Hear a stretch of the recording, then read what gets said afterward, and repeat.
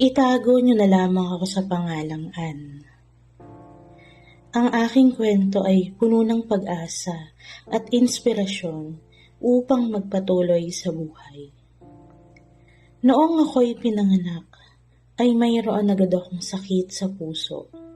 May butas ito. Dahilan upang hindi ko magawa ang mga nagagawa ng ibang mga bata, ang maglaro. Kaunting lakad, nangingitim agad ako at nahihirapan huminga. Napakahirap para sa isang bata ang magkaroon ng ganitong sakit. Makalipas ang ilang taon, ang aking inay ay hindi tumigil upang makahanap ng sapat na tulong para sa aking kalagayan. Kailangan lumapit sa mga iba't ibang ahensya ng gobyerno dahil wala namang kaming sapat na pera upang matustusan ang aking operasyon.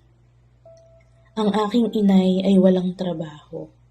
Ang aking ama ay isang construction worker at mayroon pa akong isang nakababatang kapatid.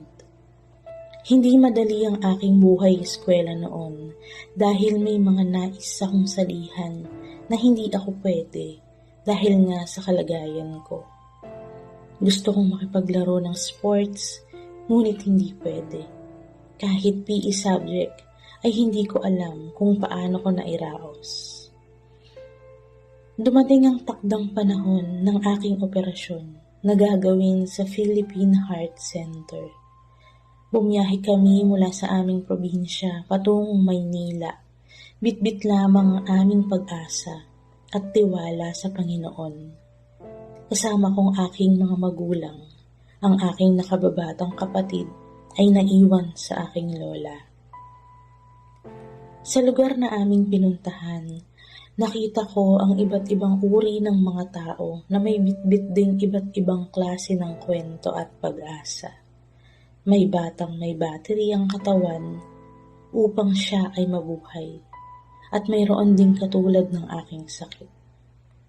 Ipinaliwanag ng aking doktor ang magiging proseso at bago ako pumasok sa operating room, ay sinabihan ako na magpaalam na sa aking mga magulang dahil maaaring hindi ko na sila masilayan muli. Ang sabi kasi ng doktor sa akin ay pansamantalang ihihiwalay sa akin ang aking puso at pansamantala ding patitigilin ang pagtibok nito upang magawa nila ng maayos ang dapat nilang gawin. Maaari ding mabigo sa magiging proseso at hindi na nila ito mapatibok pang muli. Makalipas ang mahabang taon mula noong araw ng aking operasyon, masaya kong ibabahagi sa inyo na 12 taon na mula noong ako'y inoperahan. 12 taon na mula noong ako ay nabuhay muli mula sa pagkakahimlay. At 12 taon na noong mapatunayan ko na tunay nga na may Diyos. Palagi siyang nariyan upang gabayan tayo, bigyan tayo ng pag-asa at hindi tayo pinababayaan sa anumang laban natin sa buhay.